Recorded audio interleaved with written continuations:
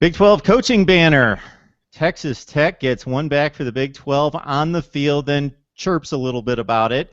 Texas actually looks more like Texas used to, at least on offense, but like the new Texas, they kind of found a way to lose in the end. And finally, we've got conference play this weekend and a chance for the Big 12 to gain some attention during a very light weekend on the national scene. This is Big 12 Breakdown. We come your way every Wednesday night at 9 o'clock Eastern, 8 o'clock Central Time with the best bloggers from the Big 12 breaking down the conference.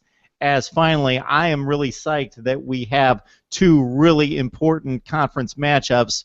But before we get there, we're going to talk about some coaches taking some shots off the field and some very amusing comments made by one Kliff Kingsbury in particular. So we've got David Potter from Rock Chalk Talk, talking Kansas football as well as all of the Big 12. Gerald Tracy from Cowboys Ride for Free. And, of course, we got Melissa Triebwasser from Frogs O' War. So, David, let's start with you talking about this situation with Kliff Kingsbury. So if anybody missed it out there, you got to look it up. Kingsbury and his Texas Tech Red Raiders blasted by Arkansas a year ago. And then during a coaches conference this summer, Bret Bielema, as he likes to do, put his foot in his mouth and stood up for old-fashioned football involving a tight end, a fullback, and we are going to kick your if you play any other style. And, of course, the two met again on the field this past weekend in Arkansas. Texas Tech pulled off the upset 35-24, and Mr. Bielema, for the second straight week, looking very bad with his football team not standing up for him on the field and losing again to a team that was a double-digit underdog. So David, your take of Kliff Kingsbury, and these guys are both, they're kind of opposite ends of the spectrum, but they bring a little personality to the sideline. Yeah, I think if nothing else, it's good entertainment. And, Bielema doesn't have a whole lot of friends across college football just because of his personality. So anytime you can kind of shut him up, I think it's fun to watch. And honestly, right now, Kliff Kingsbury can run his mouth as much as he wants because Bielema's at a point where he's lost back-to-back weeks to Toledo, and then at home to Texas Tech. So he doesn't have much to fire back with at this point.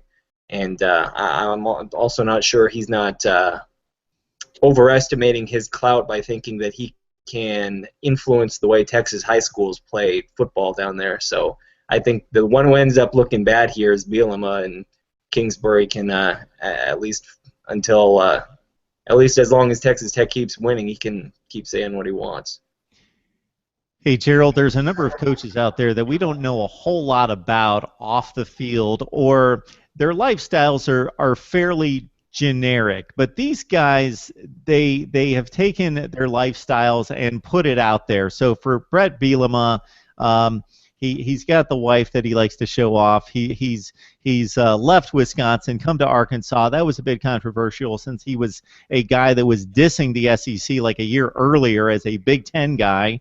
He goes to the SEC. Kliff Kingsbury, still single from what I remember, and a guy that has fashioned himself as a ladies' man as well.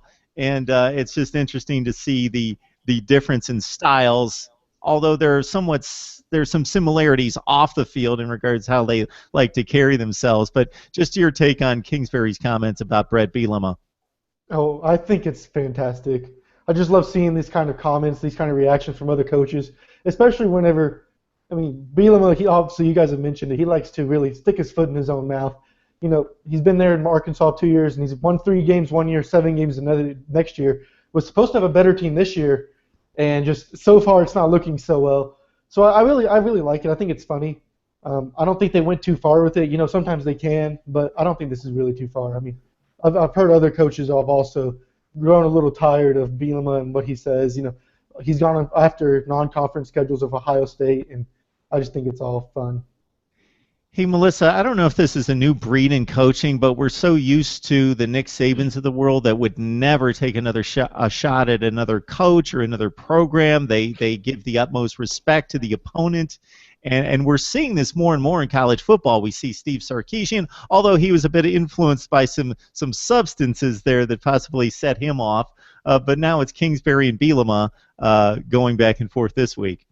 Well, I think you see, we're in the social media generation, and these coaches are smart guys, and they realize that words get clicks and get hits, and the more that, Kingsbury can be in the news, the more that he can be on recruiting sites' radar, the more that he can get these kids interested in what he has to say, good or bad. Maybe there is no such thing as bad publicity for him. So, playing Tech this weekend, the last thing that I want Tech to add to their arsenal is a little bit of swagger, because they've clearly gotten that back down. But, I think that Bielema opened his mouth, Kingsbury responded, and for right now, he's kind of carrying the torch. He got the win, and so he has the right to say whatever he wants. Let's hope that we don't give him anything to say this weekend.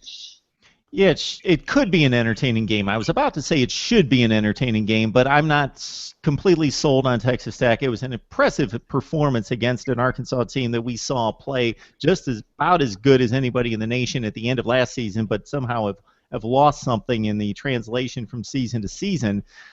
Texas Tech had 82 hung on them by your beloved Horned Frogs, but you also have some issues on defense right now. As I understand, when we look at suspensions and we look at injuries, you've got one starter that was on the field most of last season. Yeah, we've absorbed hit after hit as it's come down through this season, but losing Ranthony Tejada, it really took the air out of the stadium in a way that few of the other injuries have, mostly because I think he was a known quantity. And, you lose Kenny Iloka, and that's tough, but we didn't see Kenny play last year. We didn't know what he was made of, but at this point we're down to Derek Kindred and a bunch of guys that most people don't know their names. We were throwing guys out there. They started giving free programs this year, like the first 5,000 fans or something, and everybody is flipping through their program because you have no idea who the guys on the field are at this point. It certainly makes for an interesting weekend. I don't think you know much about TCU because of the injuries, because of the replacements, or about Texas Tech at this point, because we really don't know what Arkansas is. They lost to Toledo a week and a half ago. So I think it's going to be a shootout. I think you're looking at two teams in the 50s. If you were a gambler, I'd probably take the over, whatever it is. But you also have that revenge factor. And in the great Kliff Kingsbury revenge tour of 2015, he's 1 for 1. And I know that every single player on that field remembers what happened to him a year ago. And I'm kind of wishing that had been like a 42-40 game or something at this point. And historically, a number of Big 12 favorites have gone to Lubbock to die in past seasons. So, yes, Kingsbury. We've had some weird games out in Lubbock ourselves. There was a fox on a field a couple years ago. That last year's game was really crazy. So Lubbock has been a little bit of a haunted house for us. So we'll see what happens. Yeah. So Kingsbury and Bielema firing shots. We've heard from Gary Patterson. We're waiting for Art Briles. We'll see what happens. So let's talk some football, and this sets us up for this weekend's play. But let's look back real quick, because I think this Texas Tech win over Arkansas was significant. Again, Arkansas started off as close to a top 15 team in the country. They took their shot against Toledo, but still, this is a big one for the Big 12. We talked about it in previous weeks. This conference needs reputation-building wins. This is one, unless Arkansas completely implodes and has a horrible season. Texas, I know it was a loss, but they looked so good in coming back, and a lot of people will dismiss this as, the dumb kicker missed the kick. Otherwise, maybe Texas pulls out a win against a pretty strong Cal team. And again, TCU not looking so good on defense, still puts up 56 in its win. And those were really the three games that we can hang our hats on in terms of Big 12 reputation from this past week. So David, anything that stands out from you before we look ahead to next Saturday? Well, if Texas can build on what they were able to do late against Cal, then that could be a different Texas team than we probably thought they were going to be based on the first couple of weeks, because it really looked like they had no offense to speak of whatsoever. After making the quarterback change, it looks like they may be able to put up some yards and some points. So that changes things. That's probably takes the expectation level for Texas up a couple of wins over the course of the season if they can continue to do that. Texas Tech, they definitely look better than I thought they would. Arkansas, again, is just a week and a half removed from a loss to Toledo, so it's hard to know exactly what that win means, but it's certainly not a negative. And then TCU, if their defense is at full strength, I think they're one of the top teams in the country. We'll have to see how they can kind of rebound from all those losses there. But I think another game we haven't really talked about is Oklahoma not really looking great against Tulsa. I'm still not sold on Tennessee. I don't know how good a win that was 2 weeks ago for Oklahoma. So for them to follow it up by giving up so many points, so many yards to Tulsa, I'm not sure exactly what's there. So I think there's a lot of uncertainty around the conference as to just how a lot of these teams are right now. Come on, David. I picked Oklahoma to win the conference, so they're legit. No, we shall see. It'll be interesting. And again, I'm not discounting this Texas Tech win because this was a miserable team last year, and I know Arkansas just lost to Toledo, but still an SEC West team and winning that game at Arkansas, I think that's going to be substantial for the conference. And, yeah, Texas at least showed some fight based on everything that's happened in that athletic department and the on-the-field loss to Notre Dame 2 weeks earlier, that they come back against a quality opponent. And, again, would have loved to have seen what would have happened in overtime in that game, but Texas falling to Cal right there. So, Gerald, before we get going on Oklahoma State, because it's a big week for the Cowboys as well, just your thoughts about what we saw last weekend. Well, I think Texas, I mean, obviously, that kick doesn't get shanked a lot better. They're all taking moral victories down there, and, that's fine. Last year after we lost to Baylor, we took a big moral victory with Mason Rudolph coming out and having to break his red shirt. So I'm all for moral victories, just don't overplay it. They still have a lot of freshmen. They have 4 freshmen on that Texas team. One of them starting left tackle who will have to face Emmanuel Ogbah, who, as everybody knows, the Big 12 Defensive Lineman of the Year, Defensive Player of the Year last year. So it's going to be a tough game for him. I do think, as David has said, that Texas team, they might win a few, might upset a few teams this year, but there's a lot of teams in the Big 12 that are just like, you don't know anything about. Oklahoma has about 4 players on the defense who could all play in the NFL at the next level, and they still can't stop Tulsa. TCU can't stay healthy. That was my biggest thing about them this year because they were relatively healthy last year. Baylor, they've struggled against Lamar and SMU. Oklahoma State struggled against UCA and CMU. There's so many uncertainties in this league. We might not know much until the 3rd week.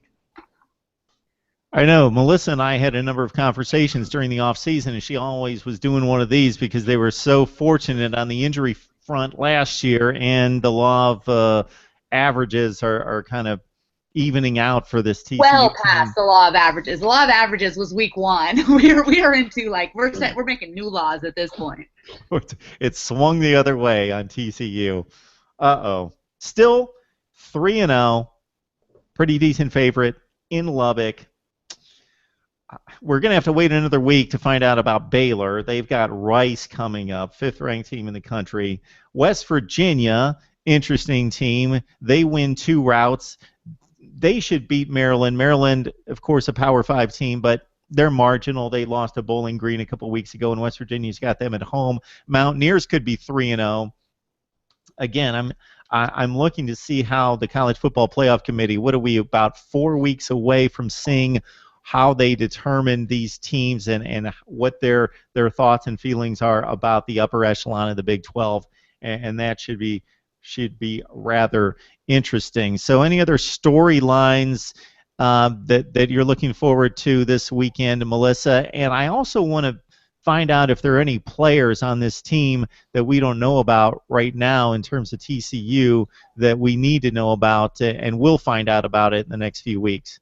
Well, I think that, first of all, let's just talk about how great it is that the playoff committee is actually waiting to release these rankings, because with the way things have been so crazy the first 3 weeks of the season, I think having that extra couple of weeks to really evaluate those teams could make a huge difference. I mean, you take TCU for one, and were we the number 2 team a couple weeks ago? Probably deserved to be up there, but we'll see now with the amount of injuries that the Frogs have absorbed if they still are an upper echelon team.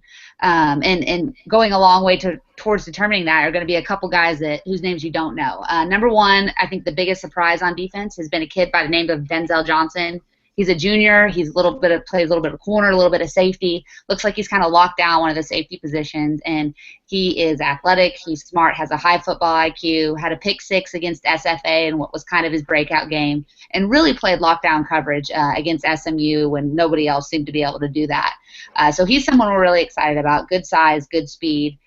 He should be able to kind of slide in and fill Kenny Iloka's role maybe even a little bit better than him. So we've been excited about him. The other thing is the 2 linebackers. These are both guys that are freshmen, sophomores. They're safeties. So, they're 6'1", 6'2". They probably weigh about $190 soaking wet.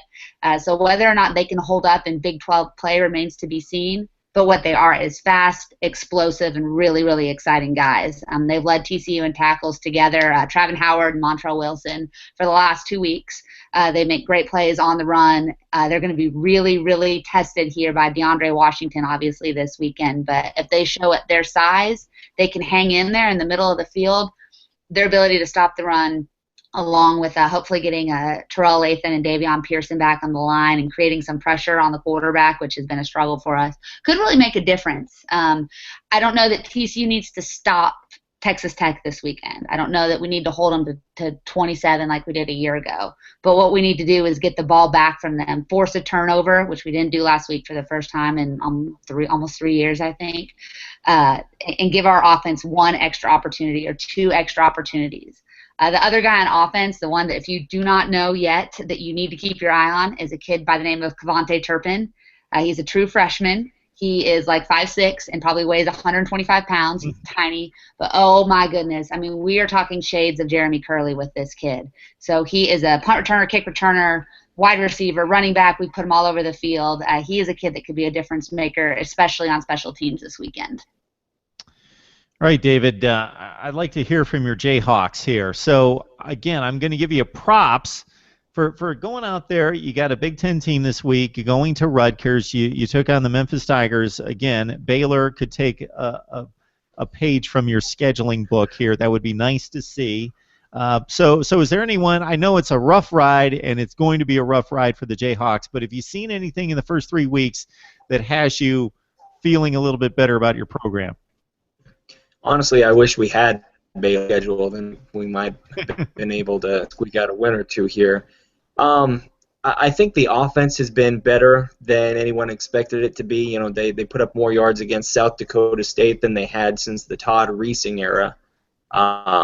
They didn't do nearly as well against Memphis, but still put up, I think it was about 350 yards or so, scored 23 points.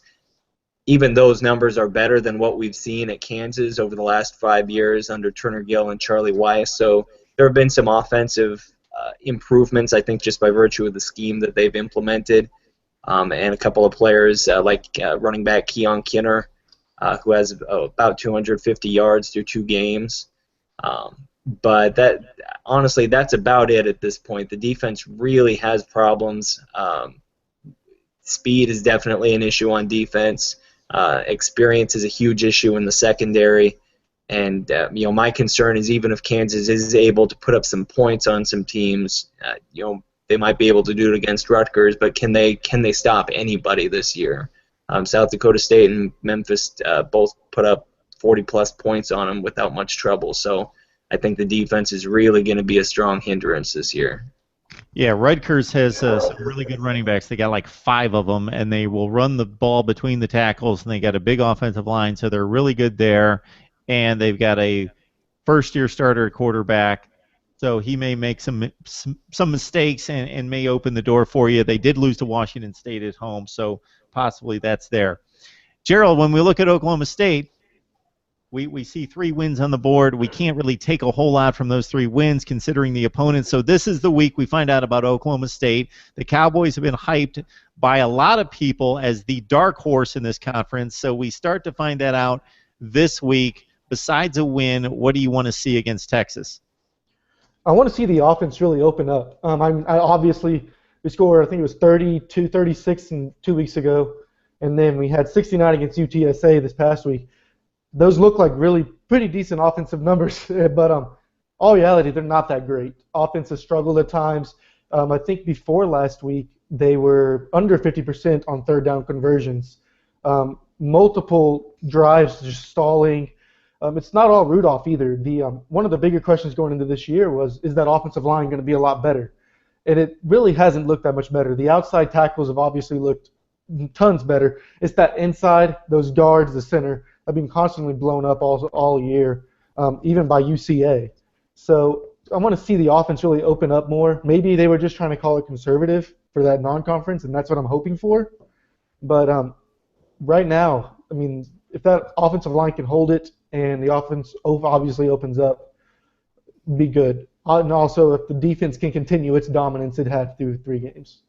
Hey, Gerald, besides 3 games in the Pac-12, this is a weak schedule nationally. So a lot of people are going to watch Texas, Oklahoma State. Is there anybody on the Cowboys team that we don't know about that maybe we should or will find out about?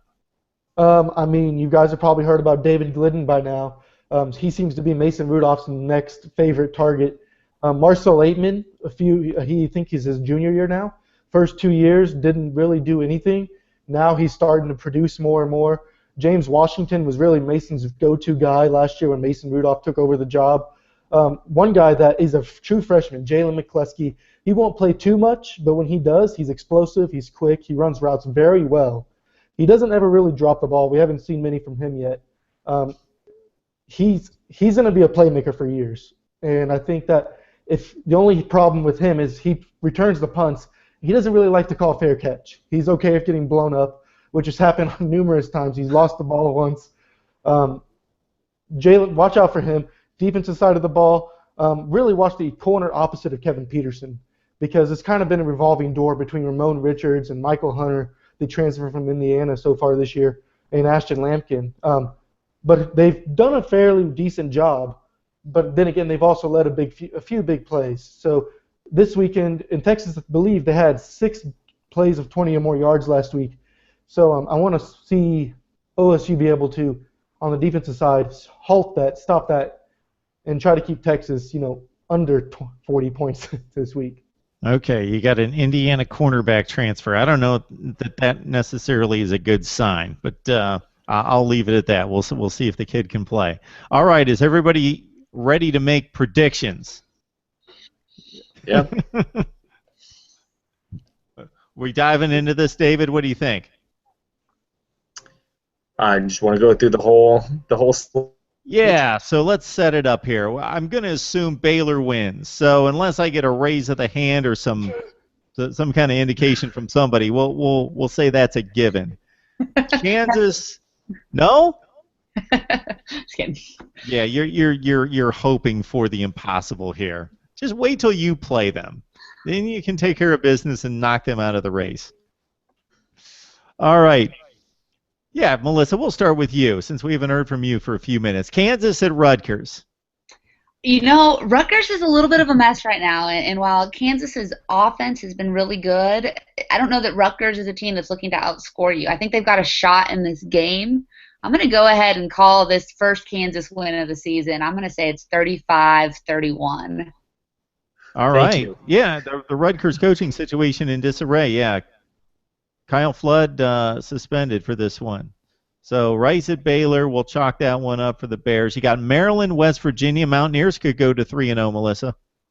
Yeah, I think West Virginia is going to be – I thought it was Oklahoma State. I still think they're right there. But West Virginia is sneaking up as that dark horse team just because of how dangerous they are on defense and how aggressive that they play. I think they roll in this one. All right, we got the 2 biggies. We got Oklahoma State, 24th ranked in the country, 3-0 at Texas, 1-2. Yeah, they're not losing this game. Oklahoma State keeps rolling. All right. And your boys, 3-0, going to Lubbock.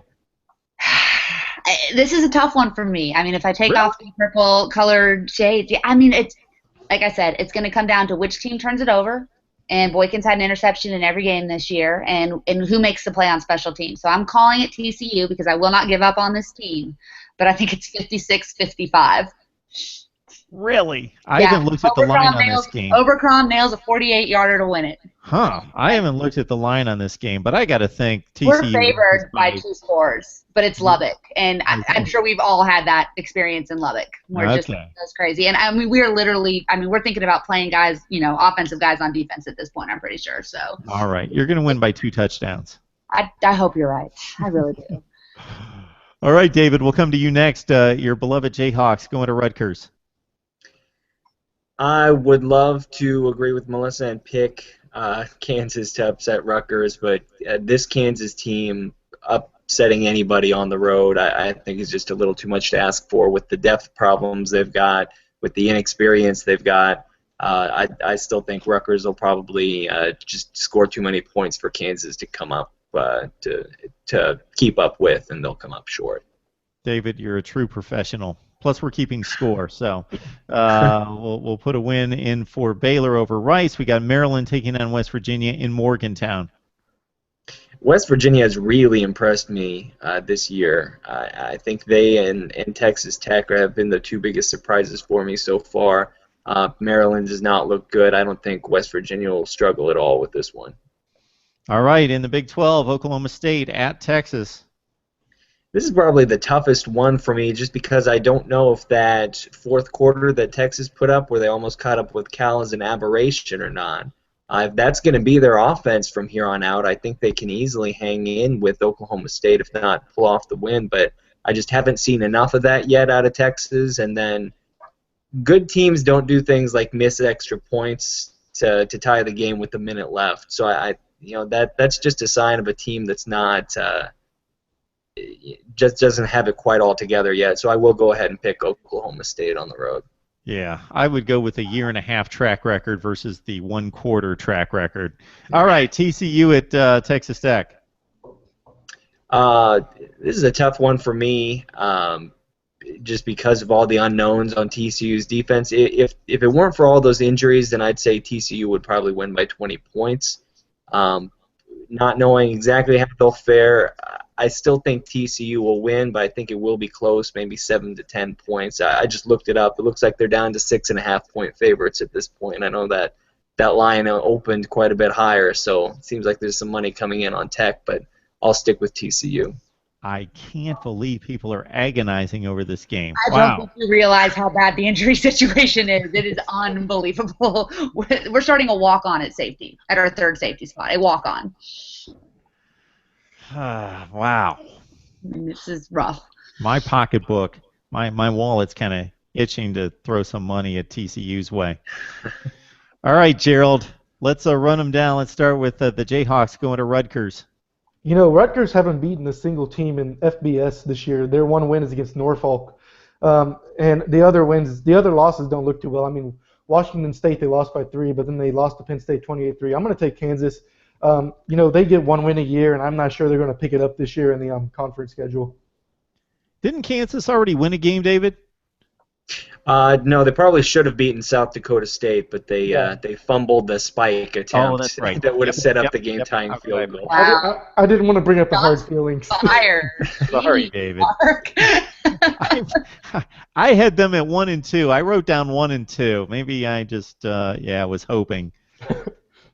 All right, Gerald, we got Maryland at West Virginia. Mountaineers could be 3-0.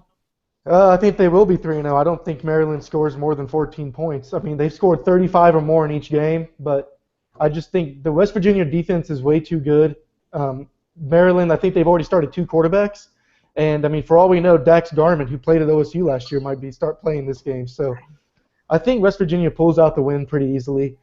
Give me the points in the win. Yeah, our smoking musket guy, David Smith, loves the Mountaineers' defense this year. So we'll see against a somewhat quality opponent this week. All right, the 2 biggies in the Big 12. We got number 24, Oklahoma State, your boys at Texas. I think OSU pulls it off because the youth on this Texas team and the fact that some of them are talking about a moral victory, I just don't know that they're going to be able to come in.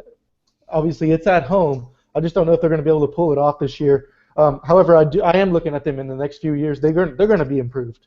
They're going to be a better team next year. Jared Hurd, I think that if he continues what he did in that game last week, it'll be much better. But I think this Oklahoma State team is much better than what Cal was, and I think they can pull off the win. Yeah, so while we're throwing around betting lines, what's the line on that game? Does anybody have any idea? I believe it's 3. That's what it says on ESPN. Wow. Man. Yeah, I don't 3. know. I might jump on the Cowboys, too. I think Texas, that was a 1-quarter deal where they just got hot, started slinging the ball around and scored points on a really bad defense. It could be. I do agree that I don't think that Cal team is a very good defense, and OSU's a much better one. So that's why I'm taking Oklahoma State this week. Yeah, by 10-14. All right, and finally we get the Horned Frogs hanging on to that number 3 ranking with that ragtag defense at Texas Tech. It's a pretty tough game. I mean, I know everybody's jumping on that Kliff Kingsbury mobile. Obviously, you want to see him. People are thinking he's going to start succeeding. I'm not so sure about him. The first time they played a real opponent, obviously Arkansas, they won it, but Mahomes still threw 1 touchdown, 2 interceptions. His yards per game have gone down each game. I think TCU, although they are very injured, I think they can pull this win off. I believe the line is 7. I think it's going to be you're going to win by 3 points. I think. I don't think it's going to be a big difference here. But I'm taking TCU this one. Okay, you three. If we start what's that? I appreciate it. Your guys' support. Well, if we start handicapping these games, and you guys are right, we're going to start to get a lot better viewership here. So if you guys can pull through on your picks, then people are going to start. They'll be drawn by the money. That will do it every time. So this is really good stuff. I look forward to Big 12 Breakdown every Wednesday, 8 o'clock Central, 9 o'clock Eastern, talking Big 12 football with, this week, Melissa Triebwasser of Frogs of War. We got Gerald Tracy from Cowboys Ride for Free and David Potter from Rock Chalk Talk. Thanks, everyone. We'll see you next week. Thank you. Thank you.